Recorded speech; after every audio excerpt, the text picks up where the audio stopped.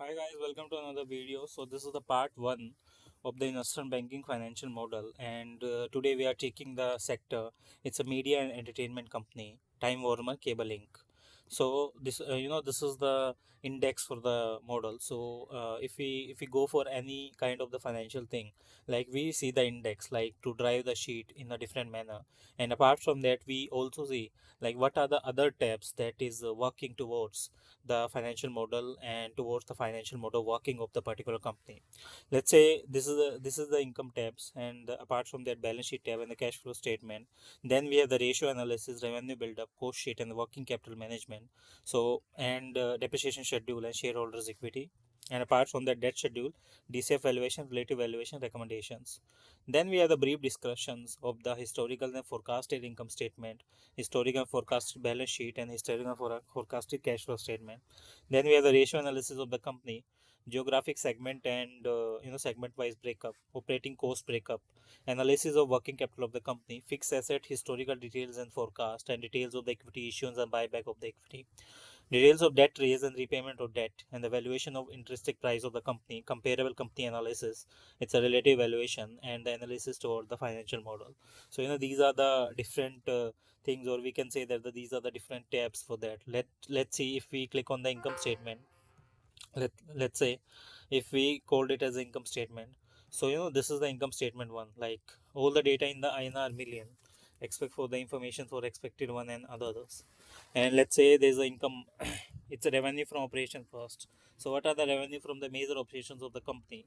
Then we have the cost of sales. It's a direct expense. It's a video programming, employee cost, and high speed data cost, voice cost, video franchises and other fees, and other direct operating costs. So this is the total cost of revenue. Then we have the gross profit here. Like for the different companies, we have the gross profit, and the another selling and general administration expense for the different market. And apart from that, like merger related expense and asset impairments, etc. So these are the another one. Then we have the EBITDA. Let's say EBITDA one, and the depreciation and amortization of the company. Then we have the EBIT. It's the interest expenses and the other income for the particular company. Then we have the EBT. So it's for the tax expenses are there. Then we have the PAT. So after the deduction of the tax expenses, there is a profit after tax is a PAT. Then we have the incomes attributed to a non-controlling interest. Then we minus that, and this is the net income to the shareholders of the company. So this one is that if we go out, like let's say if we calculate the revenue from operation, so what is that? So let me press the control press bracket for this. Let's say I'll press the control bracket. So there's a different revenue segment by which business is running the revenue. So first one is the residential services, then we have the business service, then we have the advertisement and the others. So the business residential services 3% to 6%, 1%, 1.2% of the particular expense. Then we have the business service 22% to 20% of the particular company. Then we have the advertisement, it's a 1% to 1% of the particular company. Then we have the other, is a 51% to 58% of the particular business expense. So this is the one thing. Then we have the cost sheet. Let's say if we go into the cost sheet, so first one is the direct cost. So it's a video programming cost.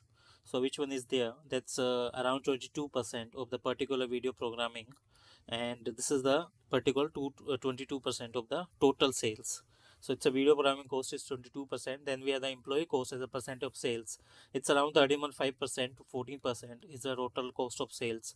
Then we have the high speed data cost as a percentage of 1% of the high speed data cost as a sales.